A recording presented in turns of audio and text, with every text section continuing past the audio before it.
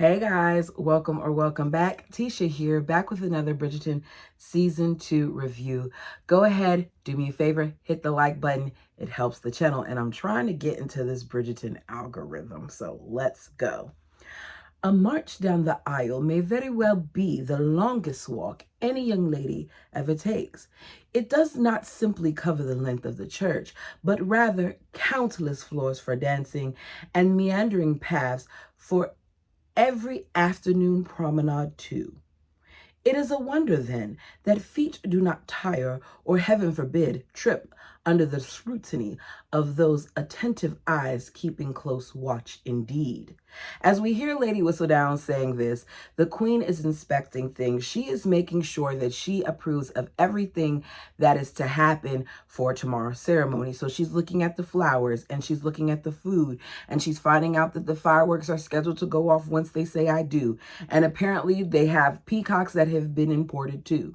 It is safe to say she's going all out. We see Anthony and Edwina doing traditional prep for the night before, or the night of the, I think it's the day before the nuptials.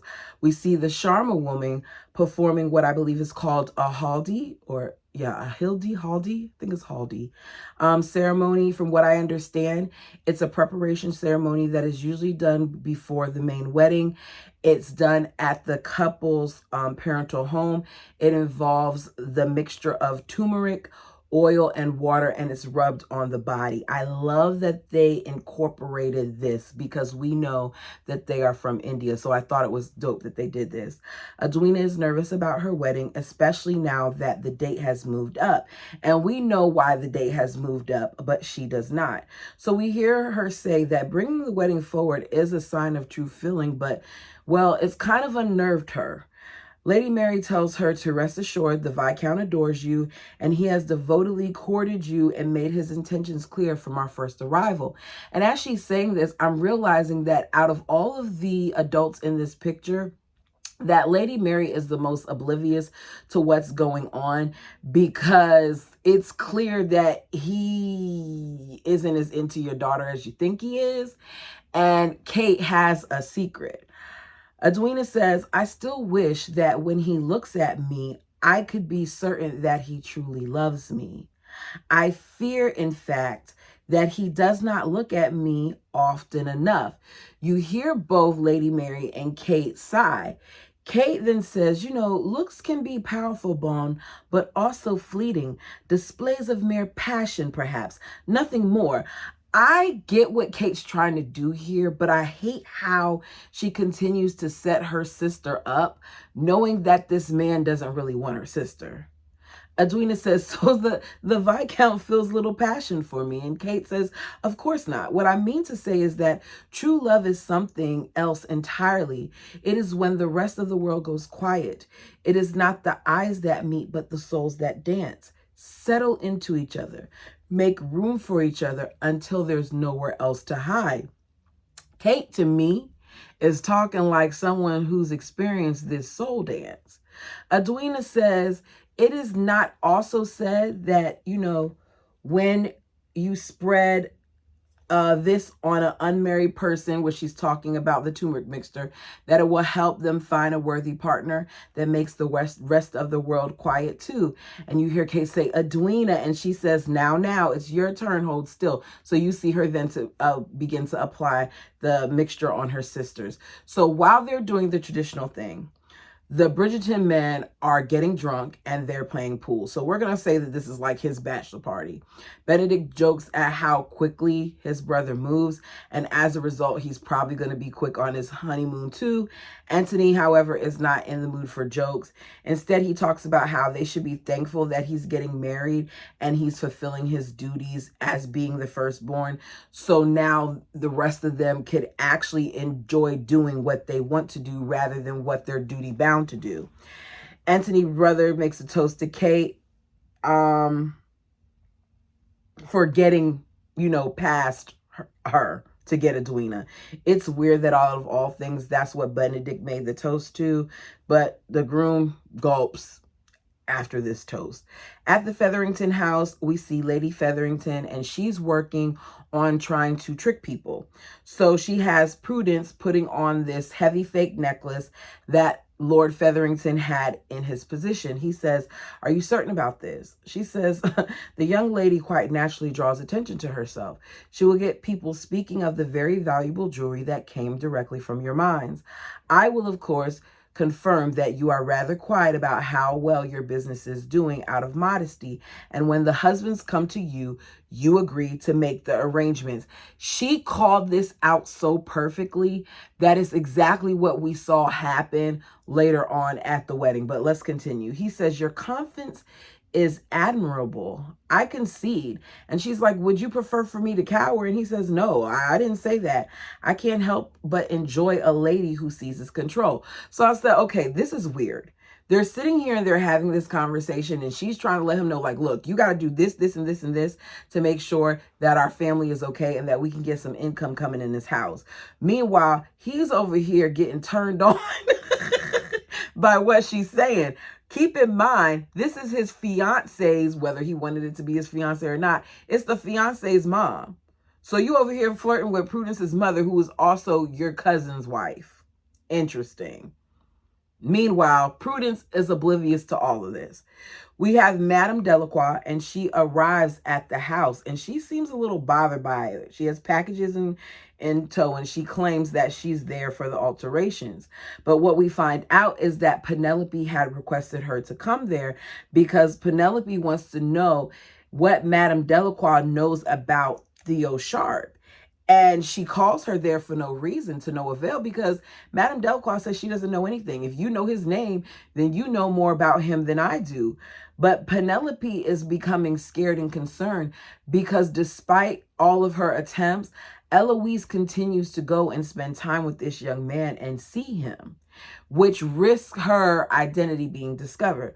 So we see Lady Featherington end up coming out, seeing her. And what Madame Delacroix does is she's like, "Oh, silly me. I didn't have anything for you. This is for the Bridgertons." And she leaves. And as she's leaving, Lady Featherington makes a comment like, "Could you imagine being a woman running her own business? No wonder why she's so scattered." And I'm like, the way that they thought back then. She doesn't even herself see the value that women hold, even though at this current time, she is what is sustaining her family. It's not the man that's there. And her ideas is what's going to eventually help them. So it's almost wedding time. Kate offers Edwina a pair of her jeweled bangles.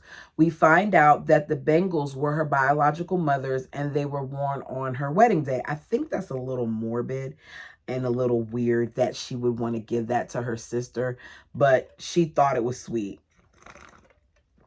Edwina thanks her, puts them on at first, but eventually gives them back, saying that she should be the ones wearing them instead. We see Anthony. As he arrives at the palace, his mother is surprised because she was like, "Where's Anthony? Anybody seen Anthony? Where did anybody see Anthony?" We then see Lady Danbury and Lady Bridgerton come in contact with one another, and we find out that this is their first time seeing each other. We don't know how much time exactly has passed, though. If we do, put it down in the comments because I can't remember. And Lady Danbury tries to be cordial to her and, go over normal pleasantries, saying, "How you doing? We haven't seen each other since the dinner." And Lady Bridgerton wants no parts of it. She doesn't appreciate that Lady Danbury, who's supposed to be her friend, kept something as important as the agreement that Kate made and the situation with the Sheffields quiet, because she thought that them being friends, that Lady Danbury would have let her know. We then see Penelope and Eloise talking. At some point, Eloise brings up how, there's more to talk about in Whistledown than just high society, but that's what she tends to stick with. And Pen is like, "Okay, are you talking about, Mr. Sharp again?" And she's like, "I have heeded your warnings." Eloise says this, "theoretically, it'd be foolish of me to continue to visit him." And Pen is like, "Okay, so what are you actually doing? You're saying theoretically that it would be foolish for you to visit, but what are you doing? And she goes, well, I visited him the other day, but it's not nearly as scandalous as you make it out to be. It's only his thoughts that I'm interested in. And Penelope's like, okay, his thoughts, so it's just a friendship then? And Eloise is like, yeah, of course. What else could it be? But in the back of Eloise's mind, it's more than just a friendship to her. And I think that in this moment, Penelope recognizes it too. And I said, okay, so it looks like the love bug may have been biting somewhere else other than at Antony. So Daphne arrives to where Antony is getting ready, and they have an exchange that at first I wasn't going to type up, but I feel like it's kind of important because Daphne said some stuff in this. So we see we see Antony, and he's in the mirror, and he says, I've gone too far down this road to turn back now, Daph. Miss Edwina will be ruined if we do not marry, and our family will suffer equal scandal. This was always the plan. So Daphne is like, and what of the sister? He says she has made her own plans for the future, plans which do not include me. We have decided there is nothing more between us. There cannot be. Let me point out that you saying that there's nothing more between us and that there cannot be anything between us are two completely different things. It is clear, and it has been clear on more than one occasion, that Antony wants more with Kate. But Kate isn't making it clear that she wants more than with Antony. So as a result, he's like, she made it clear she doesn't want me. Okay?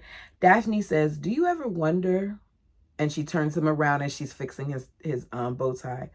What father might say on a day such as this? He was the only one you truly respected. He's the only one you ever listened to.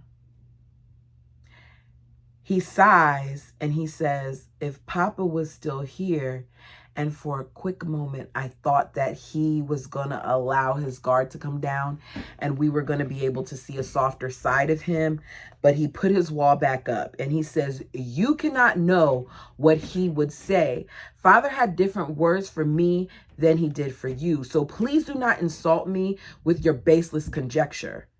Daphne says, I have been here and I have seen you at all stages. I witnessed you change the day he died. Do you know you did not even weep once? Which shows to me that he still hasn't even dealt with his father's death.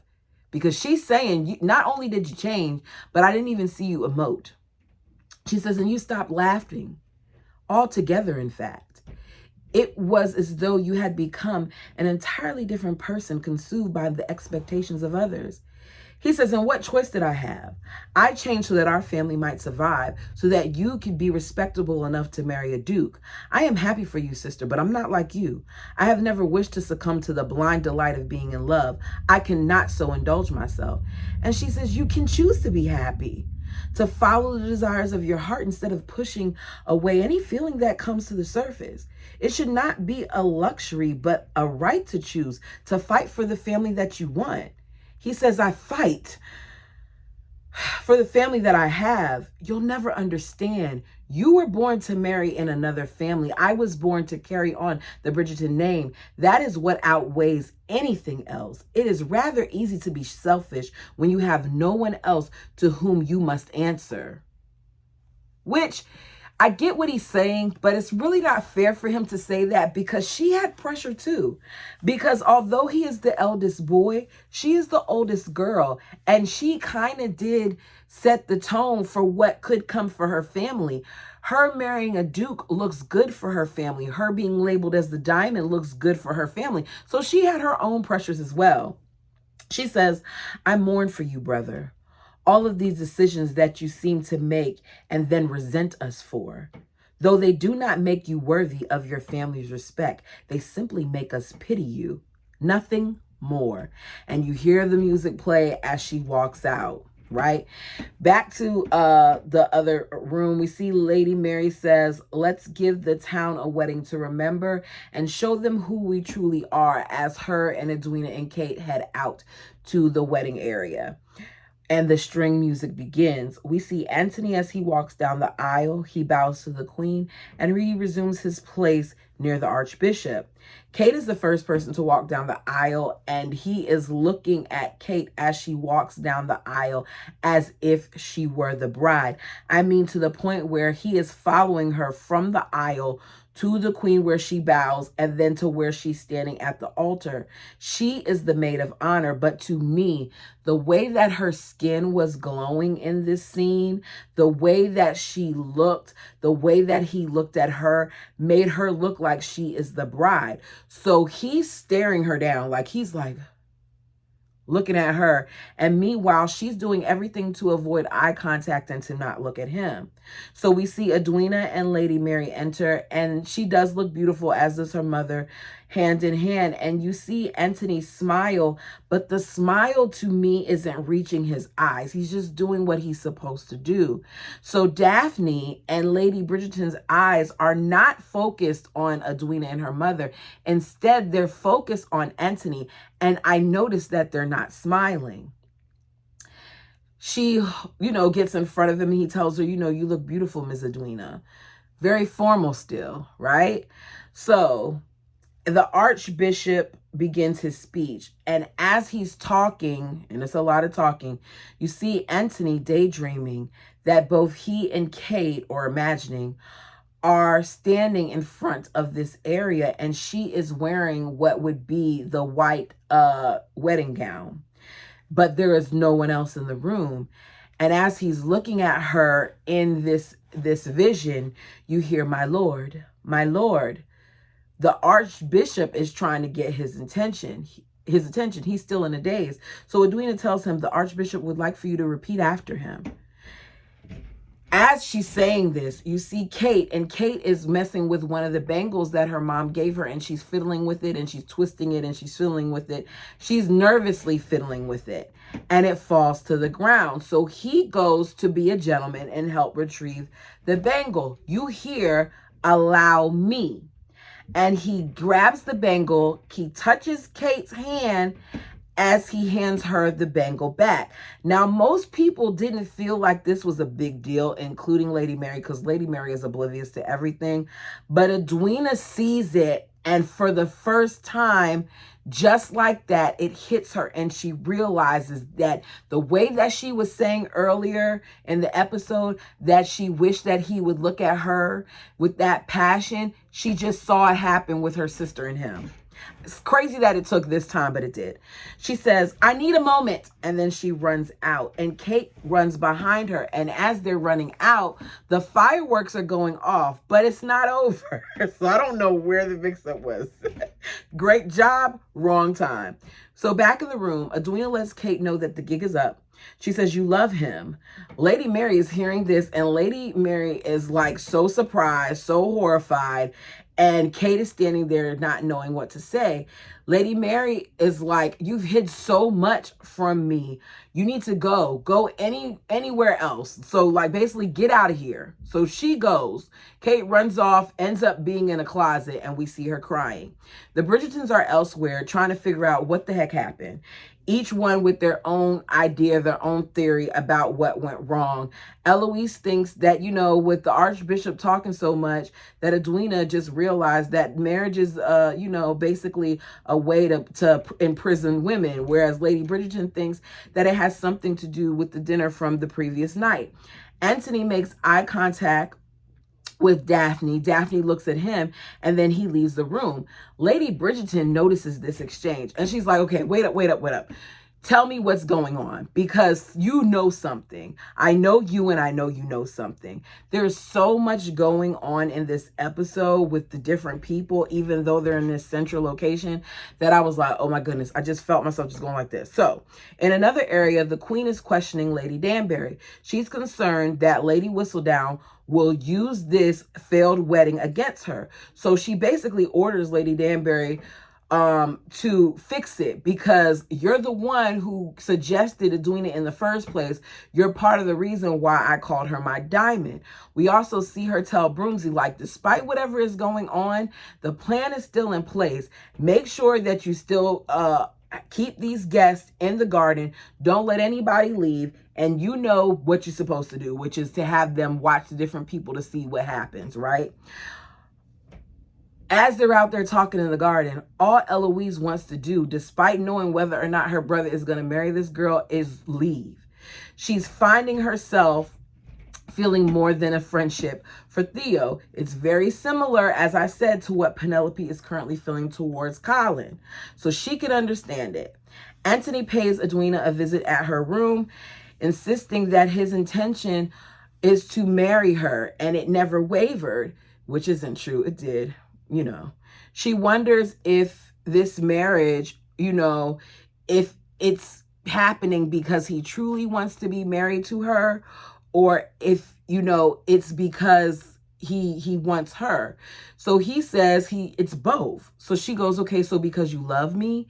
He takes a very long time to answer the question, which we all know is because he doesn't love her. And he says, I understand you.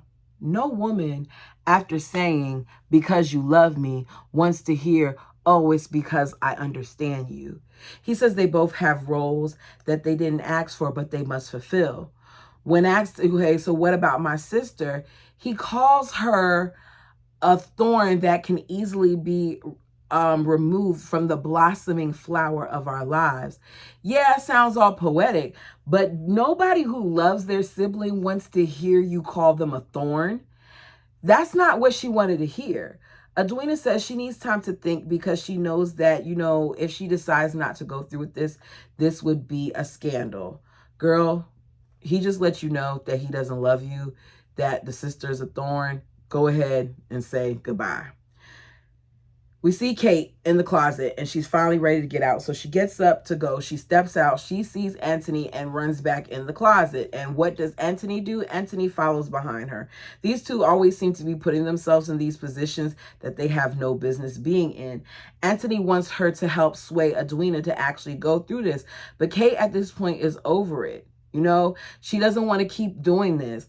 And he's like, I'm worried that your sister is going to ruin her life. And she's like, it's too late. I've already ruined it. I don't understand why a woman deciding not to marry someone equals ruin. I would have hate to have to live in this type of society. But then again, when I look at it now, I know people that look down upon me, even people in my family, because I'm still not married. So I guess this is still a thing. He asks her to wait and not go because she's trying to leave out, and he, you know, grabs her arm a little bit, and you can tell that she kind of wants to stay, but she knows she shouldn't, so she leaves.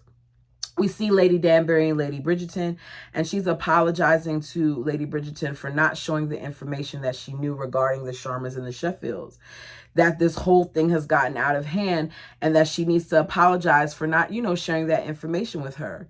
And Lady Bridgerton says, you know, Daphne has finally confirmed something that I've been fearing for quite some time, which goes to show you that Lady Bridgerton was aware that something was going on for a while too, right? She says, something I believe you two have observed, no doubt. Rather than confirming yes or no, Lady Danbury tells her that Her Majesty wishes for her to do something about today's events, that she needs her to fix it. And for the first time in her life, she does not know what to do. We then see that the two of them are so confused and so like bewildered that they start laughing and joking around, and it's at the poor peacock's expense because they call them ugly birds and all that other stuff. I'm like, what did the peacock do to you? They're beautiful. Back to Kate. Kate goes back into the room with her sister to apologize. She tells her that she did once have feelings for the Viscount, but her feelings are no more and they're no match for Edwina's happiness. That too doesn't sound good. She says Edwina was born for this. She was born to be a Viscountess. Edwina says that Anthony said the same thing. I halfway not surprised by that. Kind of feel like maybe you all, you know, came up with this as a plan. And she wants to know why she deserves to marry him, but Kate doesn't. And that's a great question. Kate poured so much into her sister that I think Kate didn't even see what she deserved. And Kate didn't even realize how Anthony felt like truly about her. I think that Kate just thought that this was a lust thing, but this is beyond him lusting after you. He can get stuff from anywhere. I mean, at the beginning of the season, we saw him going to brothels and stuff like that. So it's not a matter of him wanting passion. Kate says, you know, that when Appa, I think that's their word for father, died, she decided to prioritize the needs of their mother and her sister above her own. Sounds a lot like Anthony, right? She says, I don't know what pains me more, Kate, your betrayal or your pity. Kate says, you're my sister. And she says, half sister. I said, ooh-wee. Those are fighting words to me. If my sister ever was like, if I ever said to my sister, you're my sister, and she said, you're my half sister, that would be problematic to me because it's hurtful, especially the way that they're raised. They weren't raised that way. She says, what I am, Kate, is a grown woman. And for the first time in my life, I am able to make a decision based on what I would like. I have already imagined the life I would lead with Lord Bridgerton as Viscountess at Aubrey Hall. It lives in my own mind, and it is mine to do with as I like. So if I choose to marry Anthony, it will be because it pleases me and no one else. I need you to understand that. If I go through with this wedding, it will not have anything to do with you. In that very moment, I was Team Edwina because Kate was really about to sit there and allow her sister to marry this man that she knew for a fact did not want her, did not love her, and instead wanted Kate. I don't think that's okay. Y'all tell me what you think. All this is going on, right? While Broomsley is out in the garden, sticking to the plan, feeding false information all over the place to try to wean out who is really Lady Whistledown, in hopes that it gets back and the wrong information is spread, right? So he can remember what was said to who. We also see the Featheringtons following through with their plan. Various men end up coming up to Lord Featherington asking him about the mines, and they want to know if it is as profitable as they're hearing. So in that little bit of time that they were in the garden at that wedding, Lady Featherington's plan came underway, which just goes to show you how much these people gossip. Keep in mind that the only reason why they think that the mines are profitable is because of Lady Featherington. He says if, you know, they do have interest, what he can do is he can send word to his men on the ground in Georgia, which is very good, right? Everybody's excited about that. But you got Will. Y'all remember, Will is a boxer, and Will isn't buying it. He doesn't understand why Lord Featherington would have to write into anybody about the thing. And he's like, okay, well, you're writing into your men. How do we know that we can trust them? Which means he's, you know, he don't trust him at all. Which then causes Feathering to say, it's interesting to say that you got so much to say about what I have going on based on what you're doing. I mean, let's talk about your social club. How is the social club of yours? And he goes, I don't understand what a boxer would know about running a business. And the other men chuckle, which goes to show you that they don't respect his business. I don't know if it's because he's a boxer or if it's because of his skin complexion, but they don't take him seriously. Will points out, I know as much about, you know, being a businessman as you know about mining. Gentlemen don't really know about mining because he's not a worker. You can look at him and tell he's not a worker, okay? So they see each other. They see the truth in each other. Lady Featherington tells him later on that he can pitch to anybody he wants to, as much business people as he wants to, but please leave the Featheringtons out, not the Featheringtons, the Bridgertons out of it. And he agrees, all right? Back to Edwina. Edwina and her mother meet with the Queen, Lady Danbury, and Lady Bridgerton because they still want to know what her decision is. They're going to discuss things and then something happens, right? So King George bursts into the room in his pajamas. He says, did you see them? He's extremely excited about the fireworks and wants to know if there will be more. The Queen is visibly in shock. He says, oh dear, it seems I'm late for the ceremony. And the Queen's like, can somebody help come and assist? Can somebody help come and get him? She's flustered, okay? And we don't see this often. He says, I didn't mean to keep you waiting, Lottie. My bride, my beautiful bride. But where's the Archbishop and our congregation? And he's looking around and he's like, she's radiant, is she not? The palace people begin, the men, to take him away, which causes him to get frustrated. And he's like, what are they, what are they doing? Stop, leave me, Lati. Edwina sees that this is going on. I don't know why I'm choking. Right? She sees it. Everybody else is standing there in shock. She approaches him slowly and she says, she will make a most excellent queen, your majesty. Mind you, she's the one in the wedding dress. I hear the two of you faced many trials during your happy courtship, but today will make all of it worth it, will it not? He says, why, yes. She says, then perhaps you might, rest, your majesty, before you both rule this kingdom with the kind of love, compassion, and kindness the two of you undoubtedly share. In this very moment, I appreciate Edwina even more. It is clear that something is going on with the king to her, and she did not take advantage of the situation.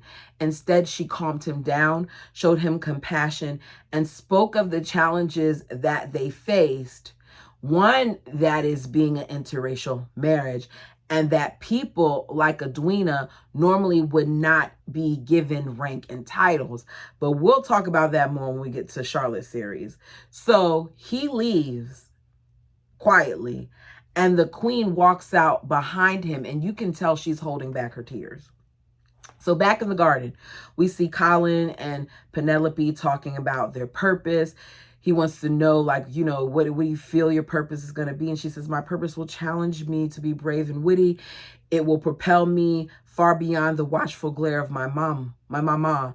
My purpose shall set me free. And he's like, wow, your purpose really is going to do something for you, not realizing that she's already living out some of her purpose through her pen. He tells her, Lady Crane was right about, what she said about you. And she's like, Lady Crane said something about me? And he says, yes, she said that, Penelope cares a lot about you. And I'm seeing that now. In that moment, we get to see Penelope, excited, a little jovial, because here Colin is saying, I realize you care about me now. But Eloise then kills it because she comes over to let her know that she's going to go see Theo. She warns her not to go, especially since it's her brother's wedding, but Penelope isn't successful. Eloise doesn't care about what she's saying. She says, look, I'm just telling you because I don't want us to have secrets. And as she goes and leaves to, go see him, we see that one of the queen's men is standing there overhearing it. So the queen finds Edwina looking at some of the expensive jewelry and the crowns and, stuff like that. And they share a beautiful moment together. At this point, given all that Edwina has seen and the way that she responded, the queen is appreciating her. So she lets her know, look, whatever you decide is up to you. I am your queen, but I suppose even I must recognize the importance of each person deciding what to do in the face of true love. Everyone deserves to make that choice, just as everyone deserves to feel its power. But one must know it is the hardest and greatest choice one can ever make. Just goes to show that the queen did value a love match, right? So we hear Lady whistle down. It is a distinctly human act to marry.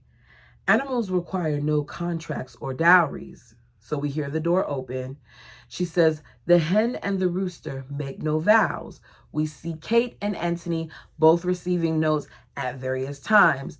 So, of course, the both of them think it's from each other. They arrive in the same place where the wedding was held. And we find out as the door opens again that it was Edwina that did it. And she says she's not going to marry Anthony. She says, I cannot marry you, Lord Bridgerton. You cannot provide me with what it is that I want, what it is that I deserve, what everyone deserves. I may not know exactly what true love feels like, but I certainly know what it is not. It is not deception or wandering eyes or a role to be filled, because that's exactly what he did to her. He wanted to fill a role. He wanted her to fill a role. He deceived her, and he was looking at her sister other than her. She says, I cannot marry you because I cannot betray myself. You will never meet my eyes in the same manner that you met my sisters on the altar today. You will never look at me the same way. She then turns to Kate. You say you have spent your life trying to give me everything I lacked, but really you simply gave me everything you really wanted for yourself. As though my life were not my own, I did not ask for any of it, Kate. So today, I can be sure that what I leave behind is not my loss. It is yours. Your dream, your plan, your feelings that I had merely borrowed. Today, you have lost your power while I have made up my own mind, and that is victory enough for me. The music begins to play as she walks off, and I said this would be a perfect drop the mic moment, because the way that she told her that, I said, I'm Team Edwina. I am Team Edwina right now. So there's a classical rendition of What About Us playing, right? And we hear Lady Whistledown. Leave it to people to complicate matters with their ceremonies and their cakes. Is it not a wonder that anyone marries at all? Lady Bridgerton is sitting there in the garden, and she's hearing all the different things that the women are saying in regards to Edwina and Antony as to why they did not get married.